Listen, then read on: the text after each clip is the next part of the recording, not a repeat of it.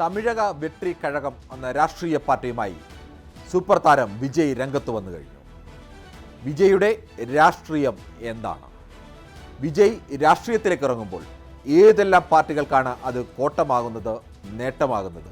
DMK-ക്കാണോ, അണ്ണാ DMK-ക്കാണോ, BJP-ക്കാണോ? അതോടൊപ്പം തന്നെ വിജയ് രാഷ്ട്രീയ പാർട്ടിയുമായി രംഗത്തിറങ്ങിയാൽ അത് ബോക്സ് ഓഫീസിൽ സൂപ്പർ മെഗാ ബമ്പർ ഹിറ്റാകുമോ, അതോ 8 നിലയിൽ പൊട്ടുമോ? ഇതിനെല്ലാം നിരവധി ഉദാഹരണങ്ങളും ചരിത്രവും തമിഴ് സിനിമയിലും തമിഴ് രാഷ്ട്രീയത്തിലുമുണ്ട്. നമുക്ക് ഓരോന്നായി നോക്കാം. എന്താണ് വിജയുടെ രാഷ്ട്രീയം? അത് വളരെ വ്യക്തമാണ്.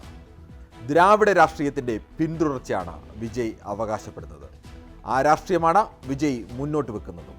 വിജയുടെ പാർട്ടി ഒരു ദ്രാവിഡ പാർട്ടിയായിരിക്കുമെന്ന സൂചനകളാണ് ഇതുവരെ വിജയ് നൽകിയിട്ടുള്ളതും. അതുകൊണ്ട് തന്നെ DMK-യുടെയോ അണ്ണാ DMK-യുടെയോ ഒരു പിന്തുടർച്ച, അല്ലെങ്കിൽ ആ മട്ടിലെ പുതിയൊരു പാർട്ടി എന്ന് വേണം കരുതാൻ.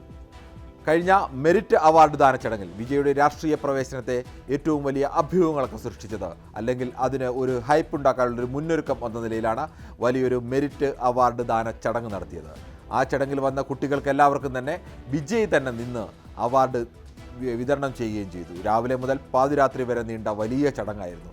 ഓരോ കുട്ടിക്കും ഭക്ഷണ ചെലവും യാത്രാ ചെലവും നൽകിയാണ് അവിടെ എത്തിച്ചതും. ക്യാഷ് അവാർഡ് അടക്കമുള്ള മെറിറ്റ് അവാർഡുകൾ വിതരണം ചെയ്തു. അവിടുത്തെ വിജയുടെ പ്രസംഗം ഏറ്റവും പ്രധാനമാണ്. ആ പ്രസംഗത്തിൽ വിജയ് കുട്ടികളോട് പറഞ്ഞത്, നിങ്ങൾ തമിഴ്നാടിൻ്റെ ചരിത്രം അറിയുമ്പോൾ ചിലരെ പഠിക്കണം എന്നാണ് പറഞ്ഞത്. നിങ്ങൾ അംബേദ്കറെ പഠിക്കണം എന്ന് പറഞ്ഞു. നിങ്ങൾ പെരിയാറെ പഠിക്കണം എന്ന് പറഞ്ഞു. നിങ്ങൾ കാമരാജിനെ പഠിക്കണം എന്ന് പറഞ്ഞു. വിജയ് ഇവിടെ മനഃപൂർവ്വം വിട്ടുകളഞ്ഞ ചില പേരുകളുണ്ട്, ഒഴിവാക്കിയ പേരുകൾ. അത് MGR-ൻ്റേതുണ്ട്, കരുണാനിധിയുടേതുണ്ട്, ജയലളിതയുണ്ട്. എന്തുകൊണ്ടാണ് ദ്രാവിഡ രാഷ്ട്രീയത്തിലെ 3 പ്രധാനപ്പെട്ട പേരുകൾ ഒപ്പം അംബേദ്കറുടെ പേര് പറയുമ്പോൾ ഈ 3 പേരുകൾ വിട്ടുകളഞ്ഞത്? ബോധപൂർവമായ ഒരു ഒഴിവാക്കലായിരുന്നു അത്. അവിടെയാണ് വിജയുടെ രാഷ്ട്രീയം കൃത്യമായി തിരിച്ചറിയാൻ കഴിയുക.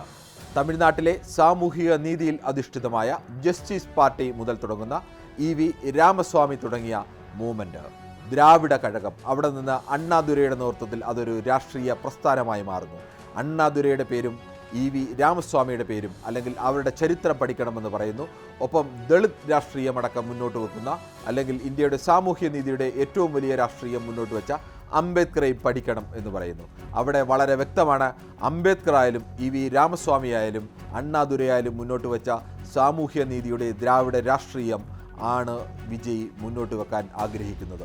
എന്നാൽ ഇതേ ദ്രാവിഡ രാഷ്ട്രീയം ഉപയോഗിച്ച് അധികാരത്തിലേറിയ MGR-ഉം കരുണാനിധിയും ജയലളിതയും അവർക്കെല്ലാം നേരിടേണ്ടി വന്ന നിരവധി അഴിമതി ആരോപണങ്ങൾ, ദ്രാവിഡ രാഷ്ട്രീയത്തിൻ്റെ അന്തസത്തയിൽ നിന്ന് വിട്ടുപോയിക്കൊണ്ട് അവർ പലപ്പോഴും മറ്റ് എതിരാളികളായ രാഷ്ട്രീയ പാർട്ടികളോട് പോലും സന്ധി ചെയ്യേണ്ടി വന്നത്, സംഘപരിവാർ രാഷ്ട്രീയ പ്രസ്ഥാനങ്ങളോട് പോലും കൂടിച്ചേർന്ന് ഭരിക്കേണ്ടി വന്ന അവസ്ഥ, ഇവരെല്ലാം നേരിടേണ്ടി വന്ന പലതരത്തിലുള്ള ആരോപണങ്ങൾ.